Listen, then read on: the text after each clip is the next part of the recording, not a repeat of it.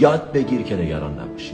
خودتو آموزش بده که نگرانی مال تو نیست، بیفایده است، خلاف جهتته، به دردت نمیخوره، از مسیر خارجت میکنه، انرژی تو هدر میکنه، دعا کردن به شیطونه، شرط بستن بر علیه خودته، از خدا دورت میکنه. نگرانی رو از زندگیت پاک کن و میشه و شده. کی دور و برت میبینی داره زندگی میکنه؟ کی دور و برت میبینی با طلوع خورشید بغضش میگیره، با غروب خورشید از شادی میرقصه؟ تو فکر میکنی خدا به ما ذهن یا مغز داده که نگران باشیم، که تلاش کنیم آینده رو پیش بینی کنیم؟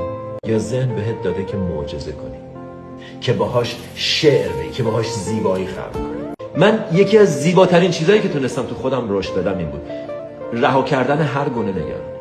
اون موقع که هیچی جز بدهی نداشتم، اون موقع که هیچ کس فالو نمیکرد، اون موقع که هیچ کس نمیدید، هیچ کس نمیشناخت، هیچ کس گوش نمیکرد، اون موقع به خودم یاد دادم که نگران نباشم، هر چی بخواد بشه.